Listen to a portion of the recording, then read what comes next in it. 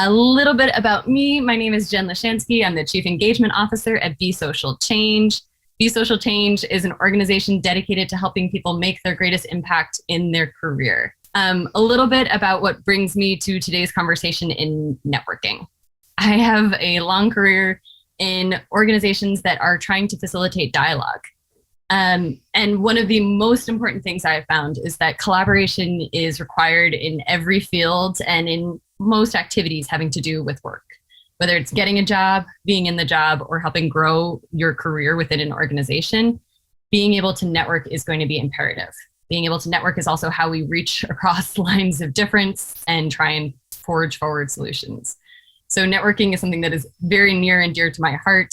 I'm also a career coach and I work with people who are transitioning into new roles. And so one thing that is absolutely crucial and that I'll be sure to share today is for those who are seeking a new job, networking should be your primary strategy, your primary job search strategy.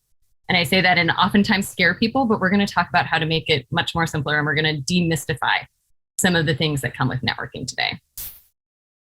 So, as I mentioned, Be Social Change is an organization that's dedicated to helping people make their greatest impact in their careers.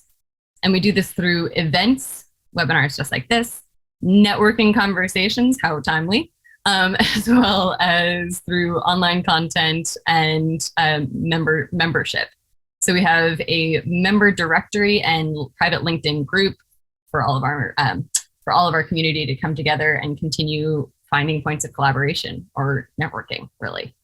If you're interested in learning more, you'll get a whole bunch more information in the follow-up email, and you're always welcome to reach out to me or throw a question in the chat. So a quick note about what we'll be learning today.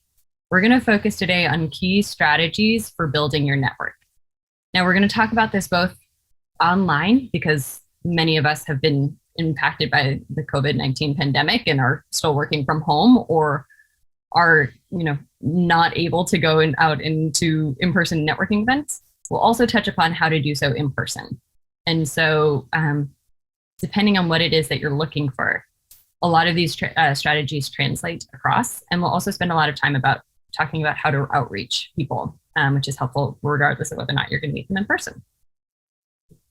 So I'm going to jump right in. The first and most important strategy when it comes to networking is be clear on your direction. What do I mean by this? Has anybody ever joined a conversation with someone and at the end of the conversation be like, I have no idea why we were just on that call? Yeah, you want to avoid being that person in anybody's life. It's not a fun thing for somebody to feel like they're not sure why they spent their time. And so you have to do the work beforehand to be clear on your direction.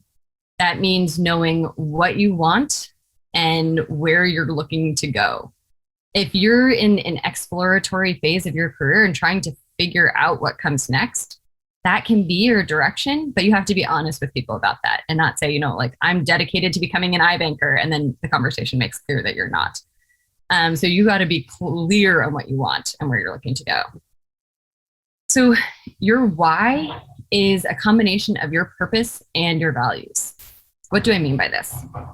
You're having a hard time figuring out the direction of what it is that you're looking to do next, you can think about your personal why. Simon Sinek is a great writer who talks a lot about start with the why. It's always the hardest question, and it's usually the most impactful. Your why, if we're going to boil it down to simple terms, is your purpose plus what's most important to you, your values. If you're looking to figure out more about what your purpose is, we have a worksheet on the Be Social Change website, as well as we do a lot of webinars and work with individuals on this. It's one of the things I love is helping people craft their vision for what it is that they want to be moving towards. So your why is your purpose plus your values. Your what is your role. When you're communicating to somebody why it is that you want to meet, you can also share what it is that you're looking to gain. What type of role are you choosing? Are you wanting to pursue? What type of, if you're currently employed and looking for promotion, you might not want to say, hey, I'm wanting to talk to you to get a promotion, but you can be clear in yourself what it is that you're, what type of role it is that you're wanting to speak about or share authority in when you're talking to a person. Your how is your skills and experience. So Simon Sinek was the writer's last name, Molly, Sinek. And thanks for asking. The how is your skills plus your experience. So your skills are really what it is, that you've cultivated in your career. Your experience is what you've been doing. And when it comes to networking, knowing your why, your what, and your how is going to help you communicate really clearly with that person about what it is that you're looking for or why it is that you want to be networking. And your when, of course, is your timeline. These are a few questions that you can ask yourself to be extra clear in why it is that you're meeting with someone, what it is that you want to get out of it, how you're positioned for that, and when you want to make these changes. Of course, who are the types of people you want to be working with? Who are the groups or teams that you want to be joining? Who are the beneficiaries of the work that you want to be doing? Who is another important question, and just getting clarity so that when you're having networking conversations, they're as impactful as possible. I've also had many networking conversations with people who sort of like, I don't really know what I want. I'm exploring, and that's fine. But at least clarity on I would say at least 3 of these questions is going to really serve you, because otherwise it's hard to find a place to dig in and to find a way of mutual support with someone. So gain as much clarity as you can. The second important recommendation I can make is find your people online. Now, this is true whether or not you're trying to network in person or make connections online. Finding the types of folks who you want to be speaking with is going to be really, really significant.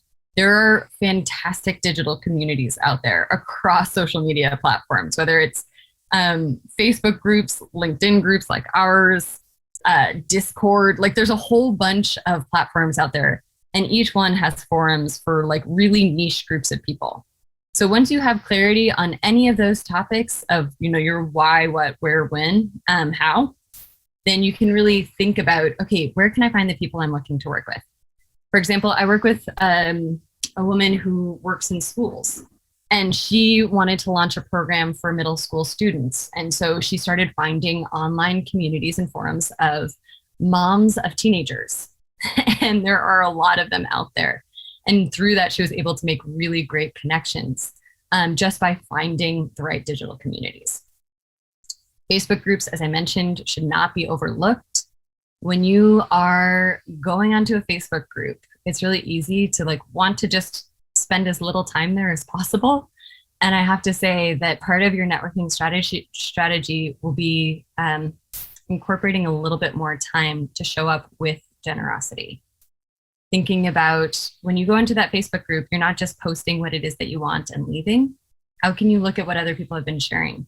How can you, as we say at Be Social Change all the time, lead with generosity? What service can you provide?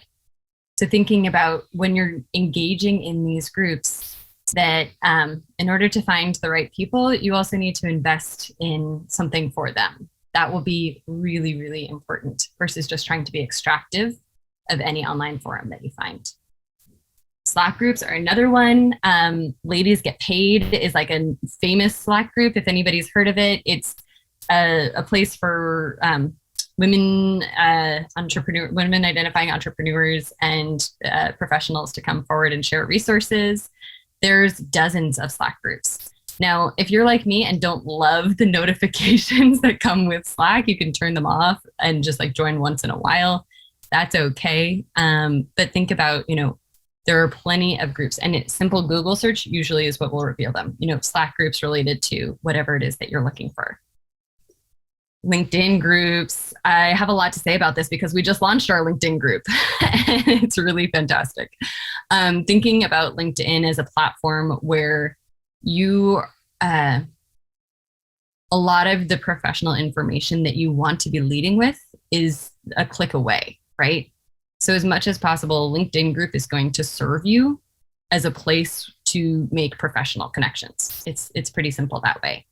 The thing I will say is that LinkedIn has traditionally been behind other digital forums for a really long time. Facebook groups have spent a whole lot more time and research into how to optimize a group, and Facebook groups just haven't. LinkedIn groups just haven't. So sometimes it requires a bit of scrolling, but it's usually worth it. And all LinkedIn groups have a directory capacity. So if you're looking, for example, for somebody in CSR, corporate social responsibility, when you go to a LinkedIn group for those people, you can see in the in the directory of members, you can press see all and then do some searching for the types of folks that you want to find. So LinkedIn is really fabulous that way as far as directory capacity. And virtual events, one of my favorites. If you are like me and don't love spending a whole ton of time online, then find a virtual event where you can do your networking in a short time period. This is one of the reasons that Marco Salazar, my co-founder, and I launched Be Social Change, is because we both see the huge importance of networking, but wanted to bring people together more actively. So we used to be based in New York City and do monthly networking events, and now we do them online. So find a network that is related to the type of career you want to have. Our network is for social impact professionals, which is broadly defined as nonprofits, social enterprises, CSR, B Corps, et cetera. But there are definitely networking groups for any profession. A lot of associations, professional associations like the American Psychological Association, or the Food and Beverage Associations, will have online networking groups. So it's another fantastic resource for you. I also want to say that finding your people online can also be just direct searches on LinkedIn. You can be looking to connect with somebody and just find the right person on LinkedIn. And we'll talk a little bit about how to make that outreach most effective so that you're not spamming 100 people a day on LinkedIn. One thing that I want to share is that people connect with people they like, know, and trust. So it is up to you to not send a spammy request online or be posting things that are irrelevant to a group and to the purpose of an online group. You have to really take the time to consider, what is it that these people are looking for? How can I provide value? What do I know that could be of service? And how am I coming across to this group? One important thing that we talk about in another webinar is storytelling is a great way of building trust. And so what are the stories that you're communicating about your professional or personal brand? How are you communicating your professional or personal brand? We do a whole other webinar series about that. Personal branding is one of my favorite things to talk about as a convert later in my life to this to the topic. I'm really happy to talk further about that. So feel free to reach out if you have questions. As I mentioned, you really need to lead with generosity and always be helpful.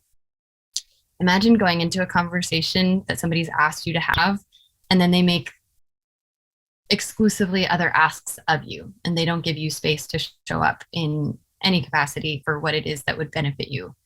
It's not really a strong connection if it's a one-way connection. You want to build the strength by having it be a two-way connection, and you're going to do that through leading with generosity and always seeking to be helpful. One excellent question that I recommend to everybody, because it's especially, importantly, it has to be genuine, but it's, how can I help? What can I do? What are you looking for? These are the types of questions that help show that you're not just in a networking conversation for the sake of adding another person to your LinkedIn group, but that you're actually bringing a whole lot of, willingness and understanding of the value of that person's time. I love this question in the chat, Molly. I'm definitely going to get there at the end. Thank you for asking. And as I said, feel free to keep throwing questions in the chat and be sure to set aside time for them at the end.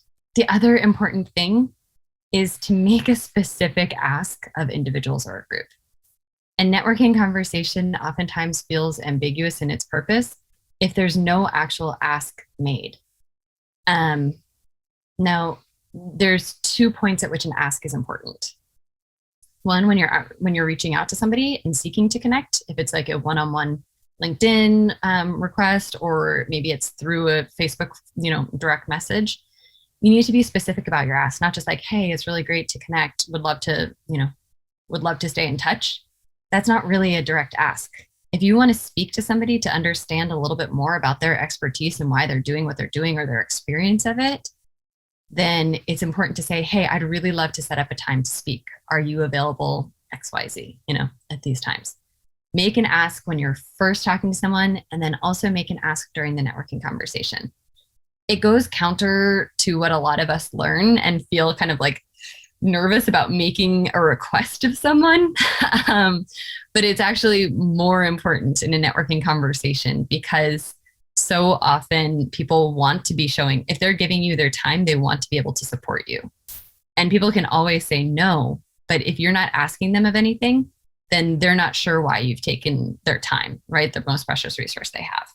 So being able to say like, hey, this was so great. If you hear of any positions within your organization, would you please keep me posted? Or are you willing to share my resume and cover letter with, the hiring supervisor? I recommend personally asking those questions during the conversation. But if you want to ease into this whole, I'm going to ask people for stuff, kind of important habit, what I might recommend is going ahead and asking in a follow-up email if you can't do it in person right there, right then. But it's important to make a specific ask. Yes, I could keep going on this topic. I'm going to fast forward and then potentially come back to this. Number 3, research companies that match your interests and values. This is crucial whether you're on a job search or whether you're looking to grow a client base or whether you're just trying to explore a new space. Researching companies that match your interests and values is the most important way of being specific in that who category of who it is that you want to network with. When I'm working with folks as a career coach, it's one of the first steps I'll have them do is once they're clear on their vision and their values, then they're going to do research on organizations, a list of organizations that are similarly aligned, organizations that are working towards the same goals or that share the same set of values. And once they have that list, it almost becomes their initial database of people that they need to reach out to. So keep researching the companies that match your interests or values. You're going to start researching the organizations based on your answers to that first key strategy, right? Like what being clear on your direction. And then you're going to make a list of 20 plus. I usually tell people to start with 10 plus. 20 plus is a little intimidating. That meet the criteria you set earlier. So somewhere between 10 and 20 organizations. And that will help you form the foundation base of who it is that you're going to be speaking with. Once you know people within those organizations, then you're going to be able to reach, once you know those organizations, you're going to be able to find people within them and reach out. For those who haven't used LinkedIn, most companies have a profile page or who haven't explored this feature on LinkedIn. Most companies have a profile page, and on that profile page, there's a tab that says people. And you can explore the people on the page and sort of figure out who it is that you want to be connecting with as a result of their position or maybe a shared connection. You want to use your connections to identify contacts at these organizations. So if you do have a mutual connection to somebody on that people tab, it's important to ask those connections if you can, if it's not a weird ask, to connect you. It's much more likely that someone will say yes to a networking meeting if somebody is making a mutual connection for you. So for example, if I am connected to the chief development officer at a nonprofit and somebody asks me to make a connection, I'll usually do it as long as that person has included something about themselves that's beneficial, right? Like I'm not just going to make a connection to anybody who reaches out, but if that person says, this is what I'm interested in, I'm clear on my direction, and this is the right person to talk to for these reasons, I'm almost always happy to make a connection. And you'll find that other people are too, as long as you have that clarity. You want to find them on LinkedIn and see if you have a connection. So as I mentioned, maybe you're searching for a specific individual or title. You can search for that title. If you have a connection to somebody who shares that title, great. And see if that person is willing to make a connection. When you're reaching out, as I mentioned, include a little blurb about yourself that the person can forward on, because you don't want the burden of trying to introduce you to somebody else to be on the person who you're making a request of. So just a short little, less than a paragraph about yourself that they can forward on to the person, or even the language that might be easy for them to be able to forward on is a great tool or asset to give to somebody. If you do not have a connection to somebody, you can go ahead and introduce yourself and ask if they're open to chatting by phone or Zoom. Now, the art of a cold ask, as we call it, like somebody who you don't have a connection to, who you're just reaching out to out of the blue, is something that there's like a whole bunch of great tools and research out there about how to effectively do. To sum all of it up, the most important thing that you can do is strive to make a genuine connection. And you can do that in a couple of ways. You can do that through providing value in the form of an article or like, an insight about something that they're working, a project, something that you have done your research on their LinkedIn profile or Facebook profile, or name the profile, even just Google searching them online. Provide value in some way by sharing information that will help them in their career. Through flattery is another great way of providing value. I know that sounds a little bit funny, but when you actually genuinely appreciate somebody's work and you share that with them, it's not something that they hear all the time. And so it's going to make an important impact. And then you can also make a genuine connection by sharing something that you have in common. A lot of people will include on their LinkedIn profile, like their interests or, XYZ. And if you have a common interest, share that. People love to connect with people they know, like, and trust. And so it's a great way of doing cold outreach.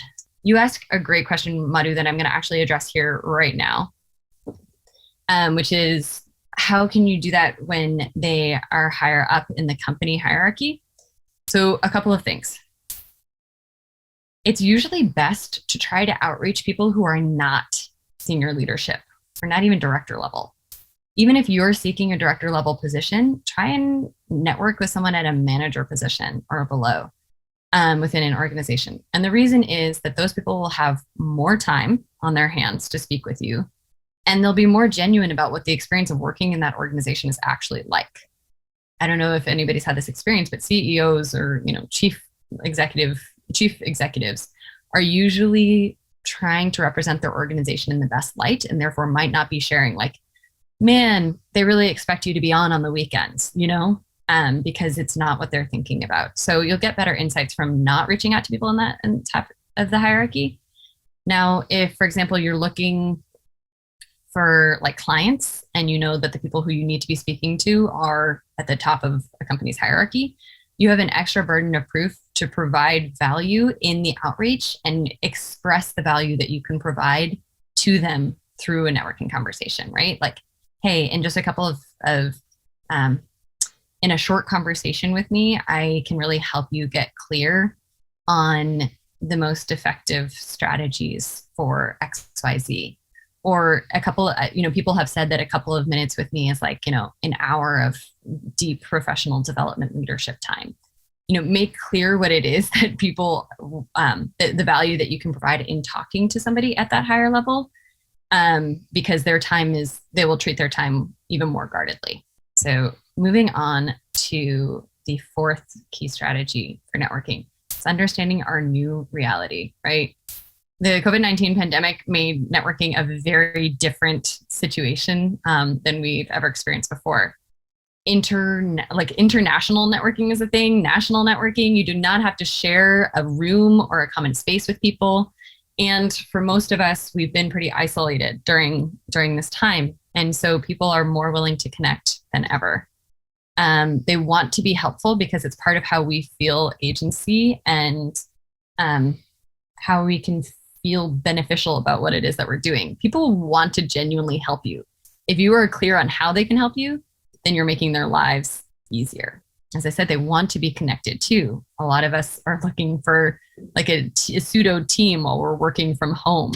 And networking connections throughout the course of the day are a nice thing. And you're welcome to call that out if that's true for you in a networking outreach, saying something along the lines of like, hey, if you're like me, the pandemic has been hard. I'm so excited to be going out, but I'm also still trying to spend, my 9 to 5 working in. Would love to have a Zoom session with you and like, enjoy some extrovert time. Or if you're an introvert, like I would love, I'm guarded about my time, but I really think that there's a huge potential in our conversation. Would you be open to talking? Being open and authentic is usually the best form of outreach. Play for the short term and the long term. So what I mean by this is like, it's important to have a network at all points in your career. A network is sort of one of those things that we don't pay attention to until we need it, yet it's the greatest asset that you'll have throughout your entire career. So you want to make short-term connections when they're needed. Hey, like would love to reach out, but then also figure out how that person is going to be a part of your long-term network. How do you share appreciation for them? Do you stay in touch? Can you just send them like update emails when big life events happen? And there's many ways of sort of organizing your network that I can get into in the question and answer if anybody's interested, so that you can be like cognizant of in the short term, like while we're making the connections during COVID, but also in the long term, like, 10 years from now, is this person still going to be in your corner? Are they going to remember your conversation? Things are getting back to some kind of normal for people. And so it's also to note that networking, I think I've seen, is like slowing down. During the pandemic, it was easy to hop on a dozen Zoom calls with people, but now people are recognizing that they want to be spending their time, outdoors with family. So we're still in this sort of like liminal phase of what is our new reality going to be. And so having patience and understanding that, like expressing that understanding. If somebody hasn't reached, you haven't heard back from someone and you want to reach back out, saying like, hey, I know that things are still adjusting here for me as they are for you. I'm really, flexible with your schedule. So a couple of important notes.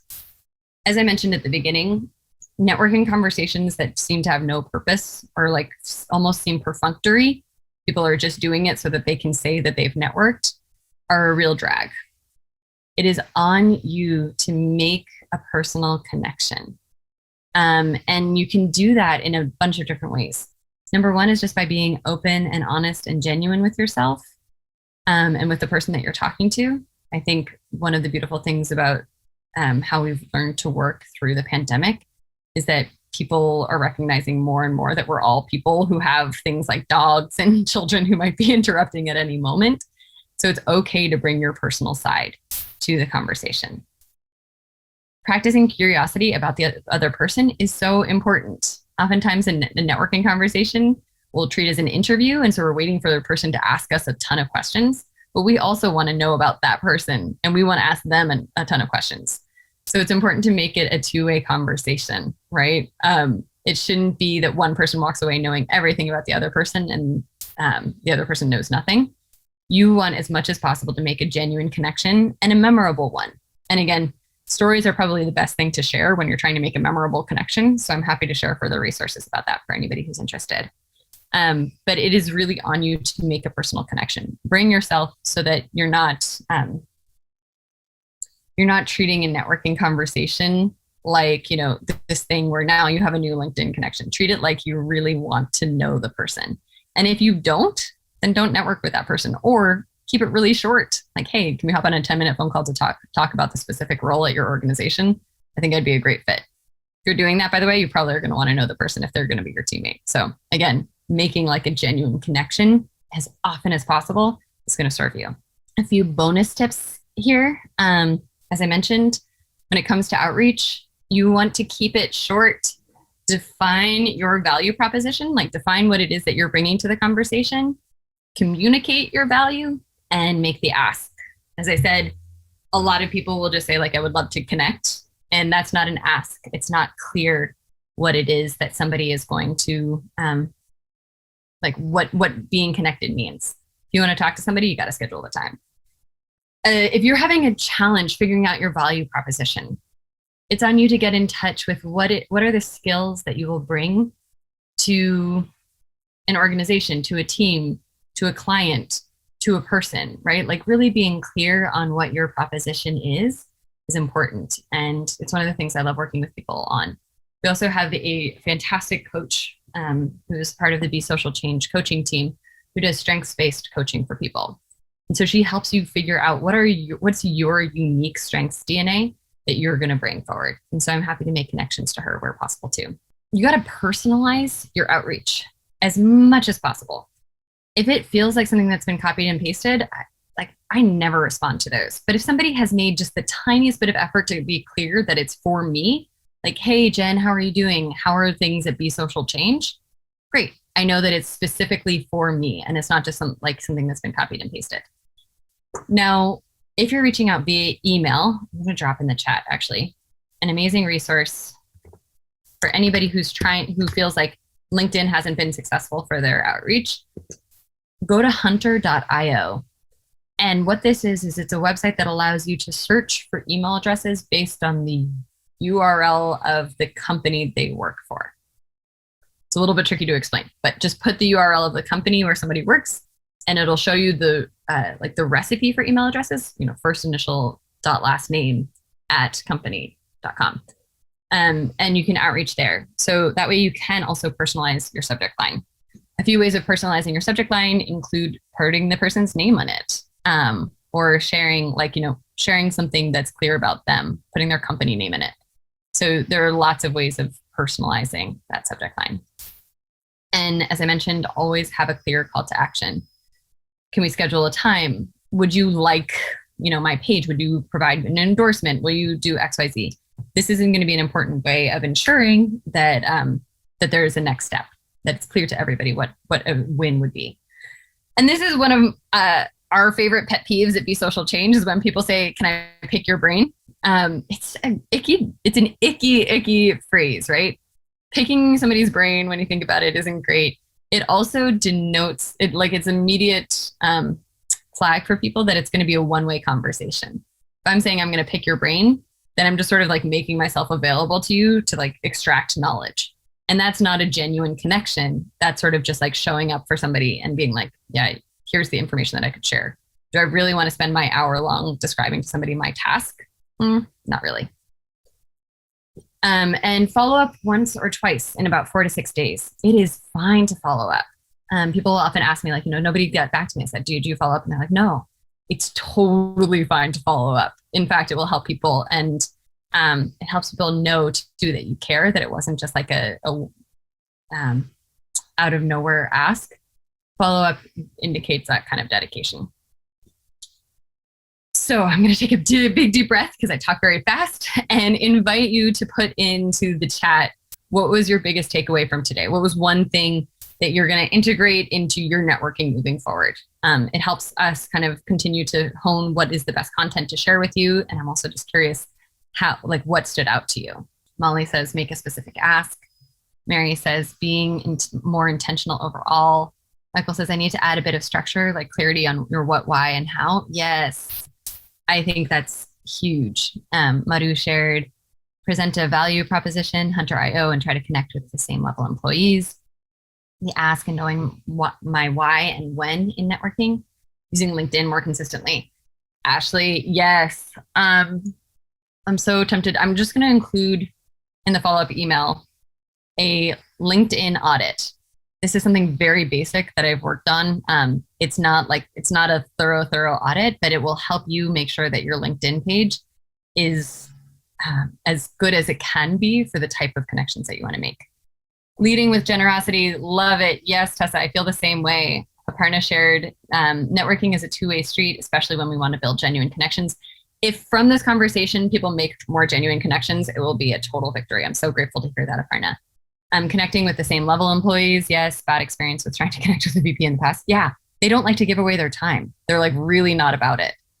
So lower level employees are the way to go. Adding more structure and goals. Yes, clarity is the number one thing that will serve you in any endeavor in life. And so taking the time to actually go forward and create your, be clear on your structure and your goals is so important.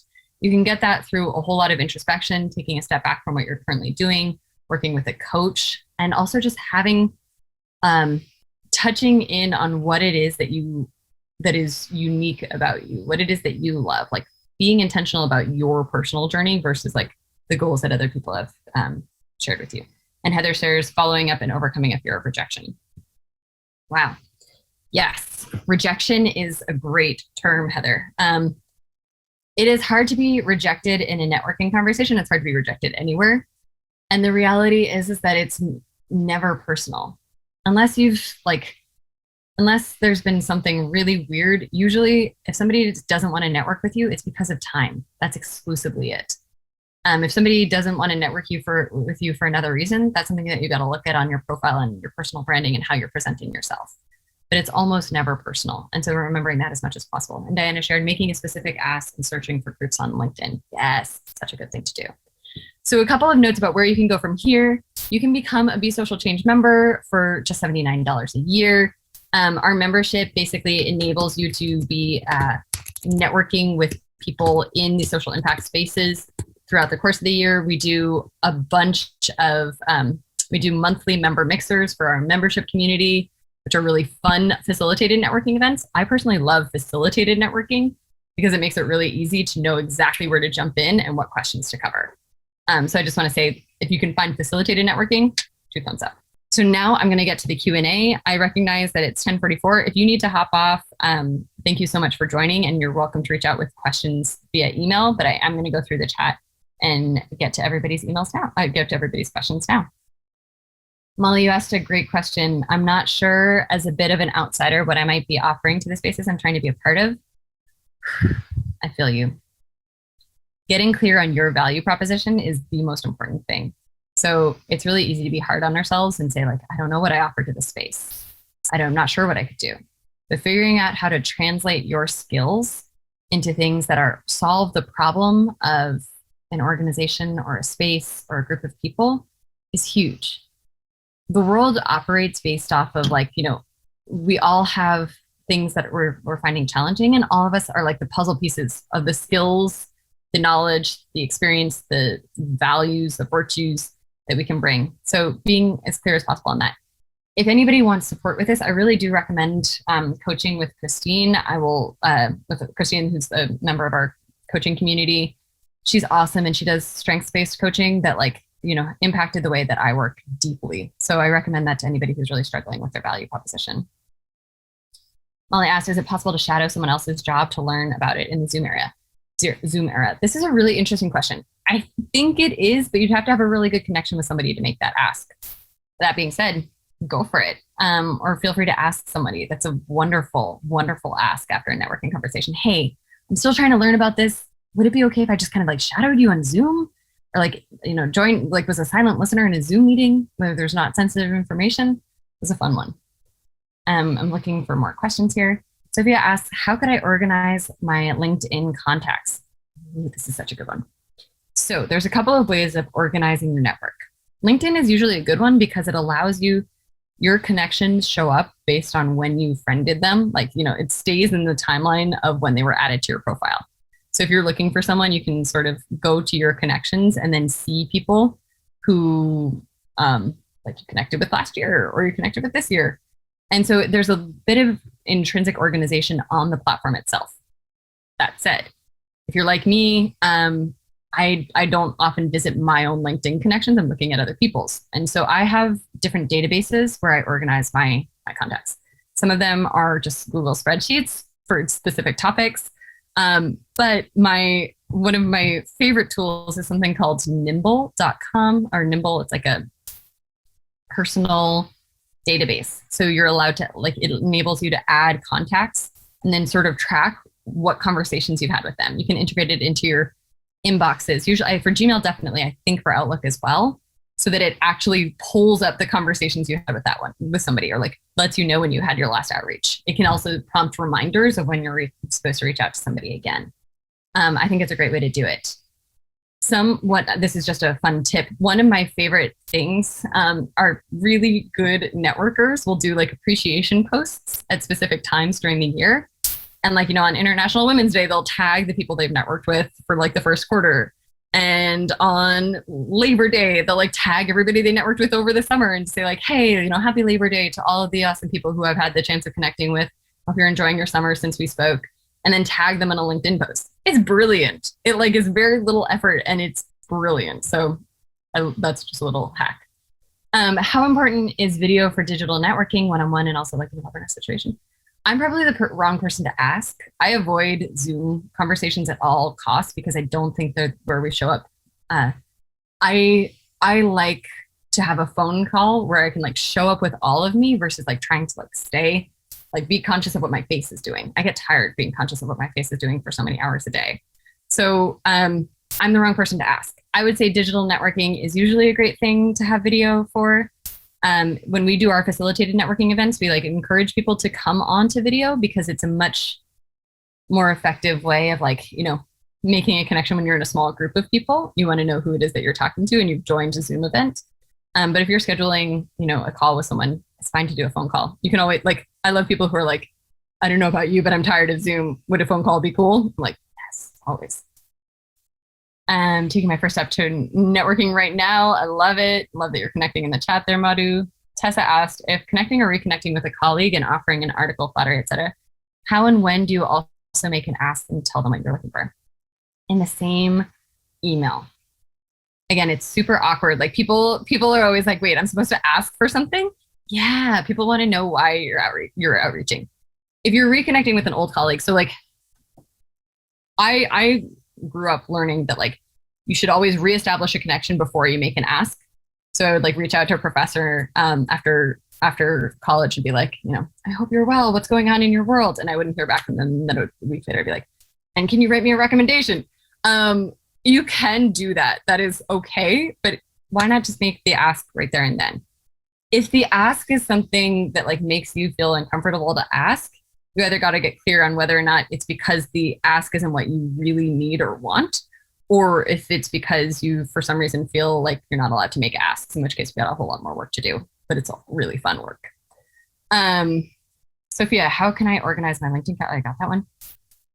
Serena asked, some networking email outreach examples online can be a bit lengthy, like 2 short paragraphs, 1 long one. How short should the ideal message be? There's not one great answer to this. It sort of depends on what the outreach is for, but as short as possible is a good standard. So if you can communicate value, which can be done in usually a sentence, you can communicate like a point of connection, which can be done in a sentence, what it is that you're looking for, like what is the purpose of the networking conversation, and like what your ask is, then that's less than 5 sentences. So keeping it as short as possible is great. If it's a connection that's not just based on like a one-time conversation, you're like networking with like a deep like purpose. Like say I want to work with this person, I want them to be my client for a long time, and I'm going to include more information, right? Because they need to know a little bit more about me in order to like, take the first phone call. So it varies based on what the ask is for, but the general principle is like cut out as many words as you can. Any excess information that's going to be covered during the networking call that isn't going to help them say yes to a networking call, cut out. I could help solve the problems in a job and not how to. So how to offer value in a quick conversation. That's a great, thank you for clarifying that, Molly. I think one of the things that comes to mind is like, it's not about that you have to like, solve a problem for them during the conversation, but each one of us has a unique lens and like background and set of experiences that will help us have a cool conversation. So being able to say like, hey, I love your work. I have a unique perspective because of XYZ that I do. I think it'll be really fun to chat. That's providing value. You don't have to like figure out like, am I going to help them solve a specific problem during the conversation? It's just providing the value of like what it is that you are. So often people will frame networking conversations like, hey, would love to chat. And that's okay, but it's not as compelling as like saying like, hey, this is what I'll like, this is what I'm about. I think it will be really like, it'll be great to like have a conversation with you. And Cindy asks, what's the best non-LinkedIn place to find connections? Depends what you are looking for. I would recommend my personal branding webinar, which I'll be offering in I think 2 months. But you can also reach out for questions. If you got to figure out who it is that you're looking to talk to and figure out where it is they're spending their time online. So if you're looking to talk to, oh my gosh, this is a tricky example, but if you're looking to talk to like Gen Zers, right? Generation Z, and they're probably not spending the majority of their time on LinkedIn. They're spending the majority of their time on TikTok is what research shows. So how can you create like a compelling TikTok channel and or DM people on TikTok in order to get their attention? That's like a little bit of a stark example because a lot of the networking that we do is based on professional connections. Sometimes we can make personal connections through networking too. And so finding the platform where those people are, think about who it is that you want to speak to, where they are, and then just meet them there, provide value there. I hope that helps. a huge, huge thank you to each one of you for being here today and for engaging in this topic. Networking is sometimes really intimidating, but in my experience can be really meaningful. I've met like lifelong friends through networking conversations or events. And so I wish the same for you. I wish that your network grows and that it's a part of helping you build the career where you can make the greatest impact in your life. So I just want to say a huge, huge thank you. I wish you a wonderful rest of your day, and there will be a follow-up email with me for more information, and you're welcome to reach out with any other questions. Thanks, everybody.